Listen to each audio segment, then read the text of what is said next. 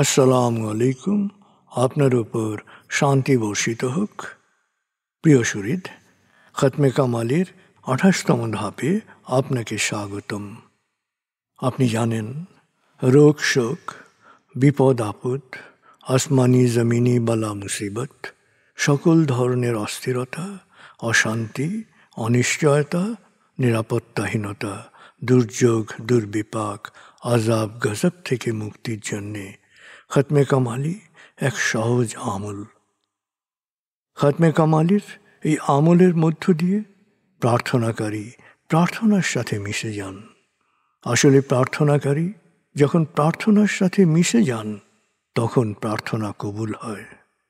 খতমে কামালি প্রার্থনা কবুলের এই পরম মুহূর্তে আপনাকে নিয়ে যাবে। তাই নিজের, অন্যের, সমাজের, দেশের, মানব জাতির যে কোনো কল্যাণের নিয়তে আপনি এই আমলে অংশ নিন। আপনি সকল বিপদ আপদ, বালা মুসিবত মুক্ত হন। আপনার জন্যে কল্যাণকর সকল দোয়া আল্লাহ কবুল করুন। সব সময় আল্লাহ আমাদেরকে তার রহমতের ছায়ায় রাখুন। এই কামনা করে আমি শহীদ আল বুখারী মহাজাতক খতমে কামালির পুরো প্রক্রিয়ায় আপনার সাথে থাকছি। আসুন এবার আমরা ডুবে যাই সত্যের গভীরে।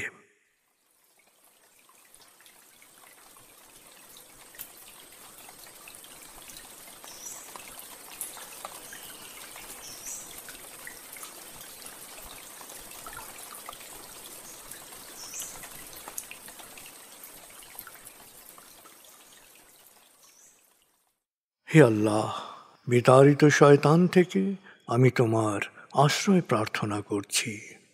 দয়াময় মেহেরবান আল্লাহর নামে। আয়াতুল মুলক। হে আল্লাহ, সকল ক্ষমতার মালিক, তুমি যাকে ইচ্ছা ক্ষমতা দান করো, যাকে ইচ্ছা ক্ষমতাচ্যুত করো, যাকে ইচ্ছা সম্মানিত করো, যাকে ইচ্ছা অপমানিত করো। তুমি সর্বশক্তিমান, সকল কল্যাণ ও মঙ্গলের আধার। তুমি দিনকে ছোট করে বড় করো রাত, আবার রাতকে ছোট করে বড় করো দিন। তুমি প্রাণহীনে দাও প্রাণ, আর প্রাণবন্তকে করো প্রাণহীন। তুমি যাকে চাও বেহিসাব রিজিক দান করো। সূরা আলে ইমরান আয়াত 26-27। আয়াতুল কুরসি। আল্লাহ ছাড়া কোনো উপাস্য নেই। তিনি শাশ্বত, চিরঞ্জীব, বিশ্ব প্রকৃতির সর্বসত্তার ধারক। তিনি তন্দ্রা নিদ্রাহীন, সদা সজাগ, মহাকাশ ও পৃথিবীর সব কিছুর মালিক। তার সদয় অনুমতি ছাড়া তার কাছে সুপারিশ করার সাধ্য কারো নেই। দৃশ্যমান বা দৃশ্য, অতীত বা ভবিষ্যৎ, সৃষ্টির সব কিছুই তিনি জানেন। তিনি যতটুকু জানাবেন, এর বাইরে তার জ্ঞানের সীমানা সম্পর্কে ধারণা করা কারো পক্ষেই সম্ভব নয়। তার আসন, তার কর্তৃত্ব পৃথিবী ও নভমণ্ডলের সর্বত্র বিস্তৃত, আর তার সংরক্ষণে তিনি অক্লান্ত। তিনি সর্বোচ্চ, সুমহান। সূরা বাকারা আয়াত 255।